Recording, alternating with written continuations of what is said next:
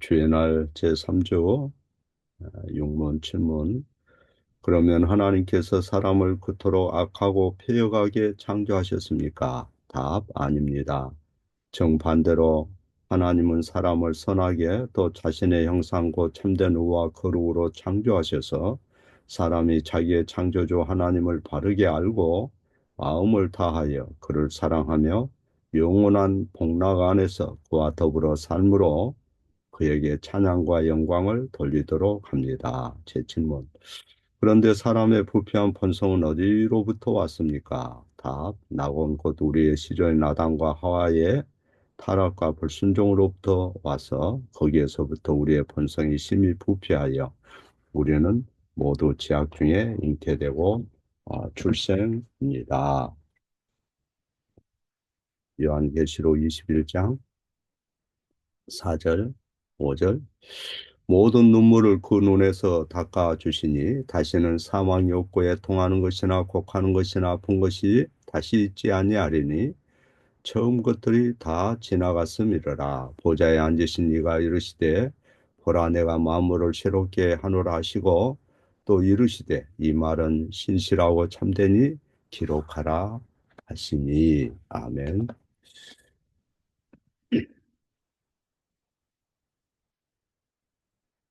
성경에 처음 몇 장에서 제시하신 것들이 뭔가, 또 성경의 마지막 요한계시록에서 결론으로 우리에게 알려주시는 게 뭔가 하는 것을 아는 것은 매우 중요한 거죠.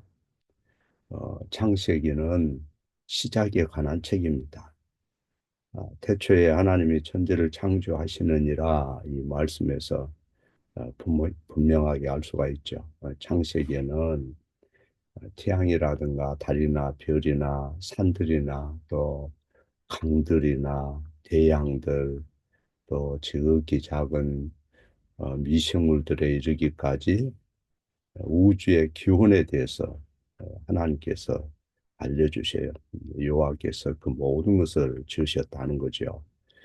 그래서 창세기의 시작은 아름다운 시작이라 할 수 있어요. 그분이 어떻게 우리 인간을 만드셨는지를 알게 되는 거죠. 지 6에도 보면 하나님이 사람을 선하게 그의 형상으로 그 의와 진리와 거룩함으로 창조하셨다 그랬어요. 왜 이렇게 창조하셨느냐 할 때, 사람이 자기의 창조주 하나님을 바르게 알고 바르게 안다 하는 것이 요리문답에 보면 주기도문 제일 첫 부분에서 설명할 때도 이 문구가 나와요. 십계명에 대한 첫 계명에서도 이 문구로 어, 우리에게 알려줘요. 또 오늘 제 그 3주일 지류육에서도 창조주 하나님을 바르게 알고 이렇게 돼 있어요. 바르게 알고 마음을 다하여 그분을 사랑하며 영원한 축복 속에서 그분과 함께 사는 특권을 누리도록 하신 것이라.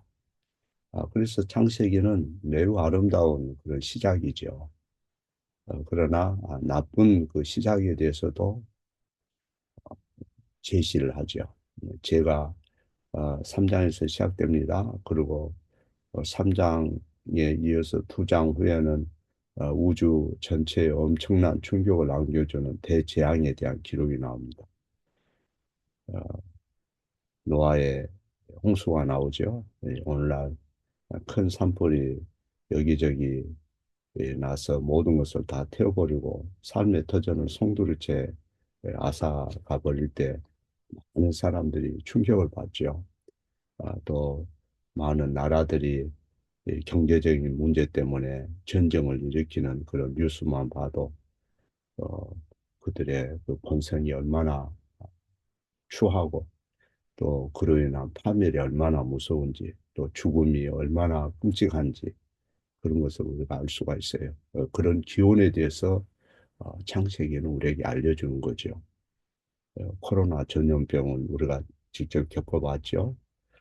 어, 또 창세기 3장에는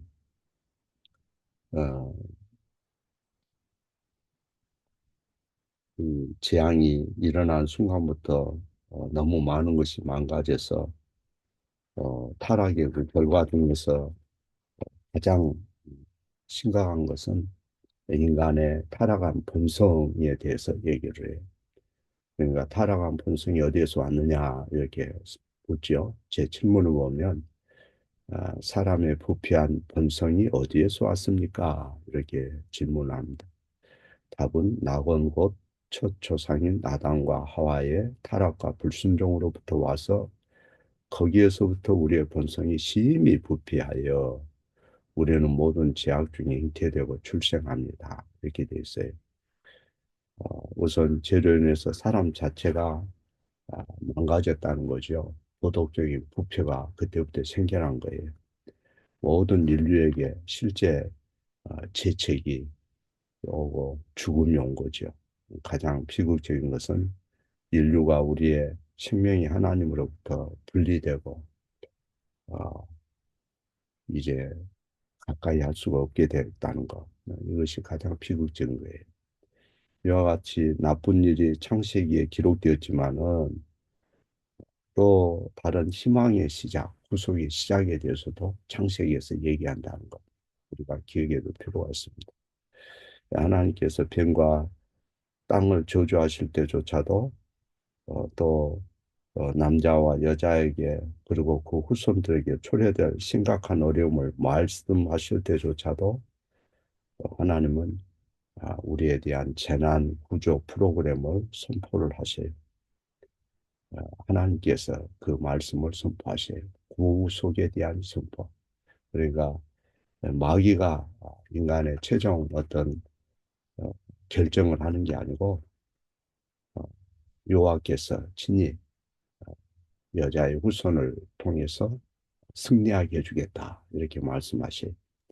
이 말씀에서 우리는 세부적인 것까지는 구체적으로 알 수 없지만은 하나님께서 잘못된 그런 세상을 바로 잡으실 것이라는 그런 생각을 갖게 되는 거죠. 이런 것들이 성경의 처음 몇 장에서 제시하는 그런 내용들이에요. 그 창세기의 진정한 결론을 알아보기 위해서는 성경의 맨 뒷부분, 결론 부분에 대해서 우리가 살펴보면 좋겠죠. 요한계시록을 확인해 보면 좋습니다. 창세기가 시작에 관한 내용이라면 계시록은 끝을 맺는 그야말로 강력하게 하나님의 영광스러운 승리로 이어지는 최종의 전략적 조치에 대한 그런 비밀한 것들이 드러나요.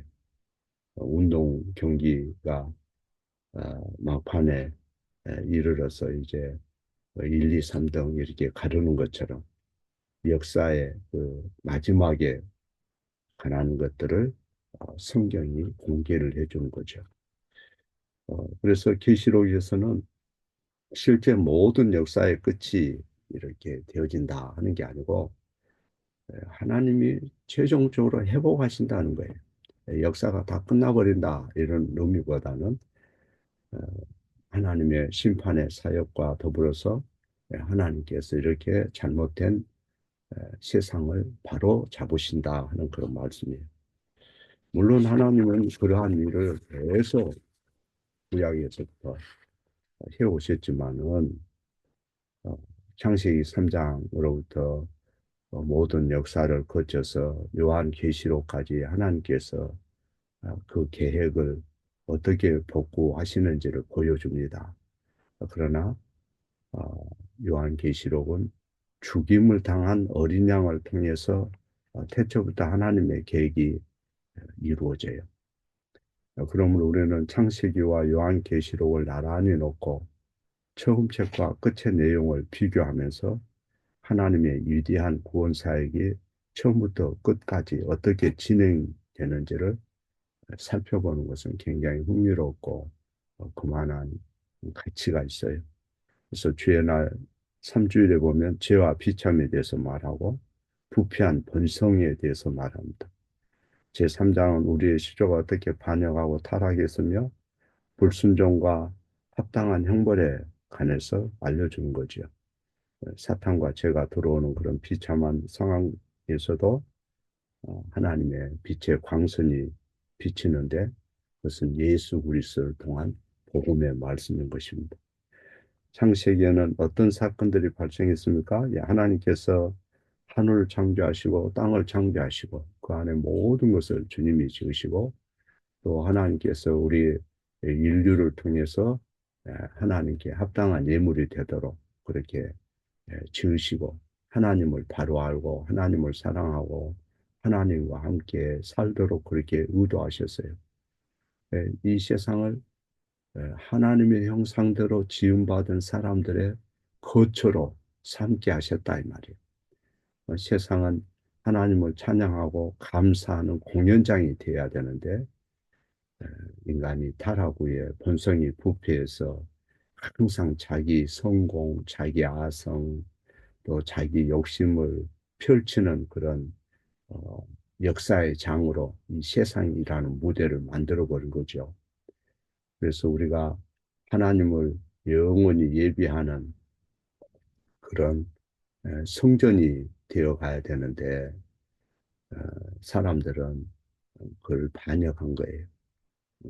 우리는 그렇게 못하겠습니다 하고 타락 후에 사람의 마음이 죄로 오염이 돼서 속박에서 벗어 뭔가 하나님 우리를 속박한다. 뭔가 우리에게 짐을 안겨준다. 이런 생각을 갖는다 이 말이에요. 굉장히 잘못된 거예요. 참된 속박은 우리가 하나님께 복귀하는 거죠. 예수 그리스도 안에서 안식을 누리는 거죠. 그래서 로마서에 보면 어, 피조물들이 구속의 날을 어, 탄식으로 기다린다 하고 있어요. 그래서 창세기 3장에서부터 지금까지 예, 로마서에서 말씀하는 그런 탄식이 이어지고 있는 거죠. 그러나 계시록에서는 어떤 것들이 기록되느냐 할 때 21장에 보면 내가 새 하늘과 새 땅을 보니 처음 하늘과 처음 땅이 사라졌다 이렇게 말씀합니다. 하나님께서 다시 시작하고 계세요. 인간의 모든 오염이 씻겨지고 있습니다. 신음소리가 멈춰갑니다.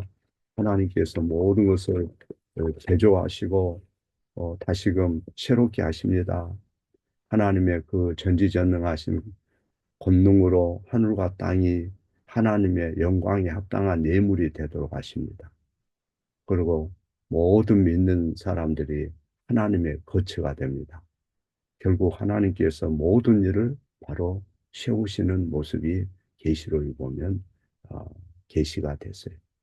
그래서 창세기가 모든 시작에 관한 자초지종을 말해주지 않는 것은 사실이지만 예를 들어서 사탄이 어디서 왔는지 어, 또 교활한 그 뱀이 어디서 갑자기 불쑥 나타났는지 그런 기운에 대해서 설명하지를 않아요. 그러나 사탄의 성격과 목적을 명확하게 보여주는 거죠. 속이고 파괴하고 하나님과 하나님이 지으신 인류의 관계를 에, 틀어지게 하고 사람의 본성을 이제 본성 속에 사탄이 늘 미혹하는 그런 관계가 되어버린 거죠.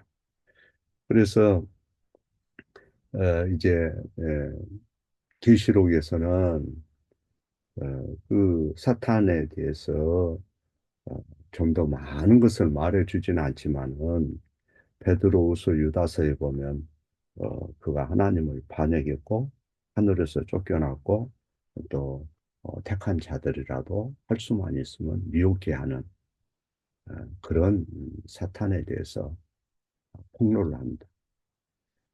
그러나 우리가 사탄과 그 반역, 그의 최종 패배에 대한 것들을 완전하게 볼 수 있는 것은 계시록에 이르면 알 수가 있어요. 계시록 12장에 대해서 우리가 읽지는 않았습니다만 잔인하고 강력한 붉은 용 마귀에 대한 그런 흥미로운 그림이 거기에 제시되어 있습니다. 용은 하나님에 대한 분노로 하늘에서 별들 3분의 1을 끌어다가 땅에 던졌죠. 이 말씀은 용이 반역할 때 엄청난 수의 그 하나님의 천사들을 데리고 갔다는 의미예요. 그리고 그 용이 여자 옆에 대기하고 있다가 아이가 태어나자마자 삼킬 준비를 하고 있더라 그랬어요.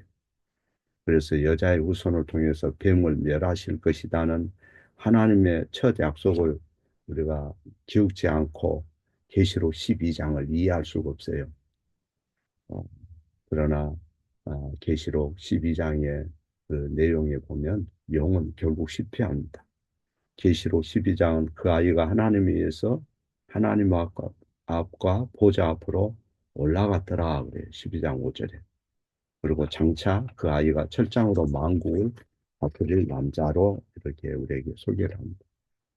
예, 그는 하늘 보좌에 앉으셔서 모든 것을 통치하고 다스리시는 예수 그리스도에 대한 그런 말씀이에요.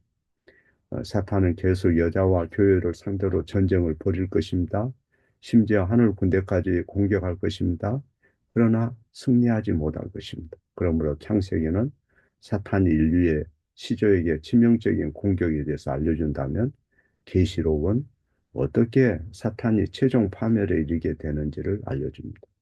계시록 20장 10절에 저희를 미혹하는 마귀가 불과 유황못에 던지우니 거기는 그 짐승과 거짓 선지자도 있어 세세토록 밤낮 괴로움을 받으리라 이렇게 돼 있어요.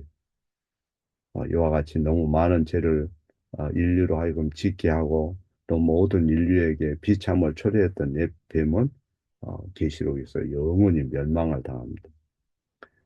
사탄이 다시는 우리를 죄로 이끌 수 없는 그런 날이 온다 하는 것을 우리가 기억을 해야 돼요. 계시록에서 우리의 이 하늘과 땅이 없어집니다. 어둠의 왕과 모든 군대는 종말을 맞이할 것입니다. 죄와 저주도 끝납니다.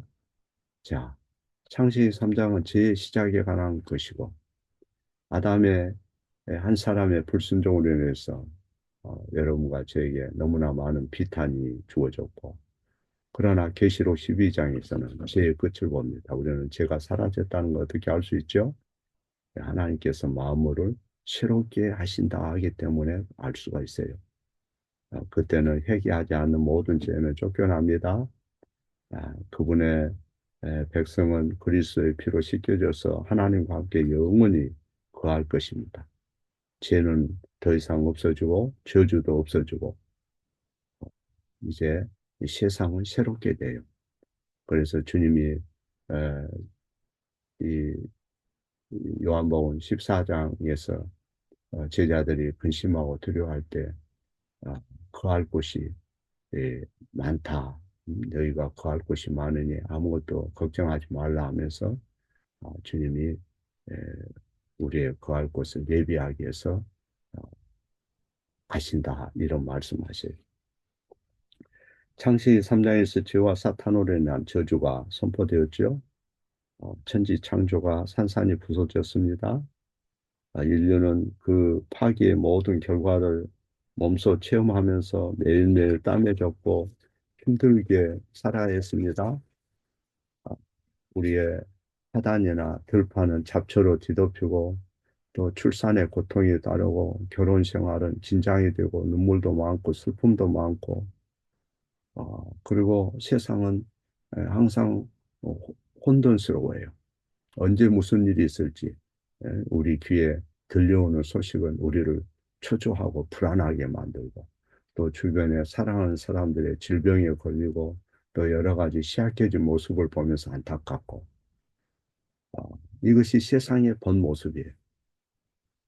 그러나 계시록 21장에 보면 하나님께서 모든 눈물을 그 눈에서 씻기심에 다시는 사망이 없을 것이라. 다시는 애통하는 것이 없고 다시는 곡하는 것도 없고 다시는 아픈 것이 있지 아니할 것이라. 처음 것들은 다 지나갔다. 창세기에서 제시된 그러한 많은 그런 이, 추한 것들, 악한 것들이 다 지나갔다.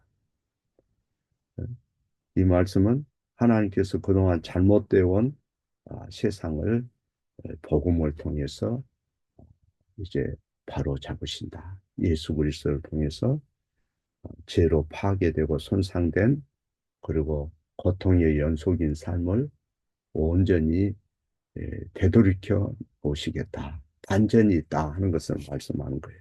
그래서 22장 3절에도 다시는 저주가 없으며 이렇게 돼 있어요. 우리의 저주를 주님이 짊어지시고 십자가에 못 박히신 것 때문에 마침내 이제 모든 저주가 다 사라지고 우리는 어, 예수 그리스도 안에서 하나님 우리 하나님 되고 우리는 그분의 백성으로서 영원히 살 수 있는 그런 날을 하나님이 약속하셨다. 그래서 예수 그리스도 안에 내가 거한다는 것이 얼마나 아름다운지 여러분 그 메시지가 반복되고 또 다시 들려진다 할지라도 그만한 가치가 있어요. 세상의 말은 그런 것은 다 허황되고 썩어지고 잠시 있다가 사라지는 일시적인 것들이지만 주님의 말씀은 여러분의 운명과 여러분의 삶과 모든 것이 실제적인 것이다. 그래서 그 말씀 안에서 오늘 또 힘을 얻고 승리할 수 있기를 바랍니다.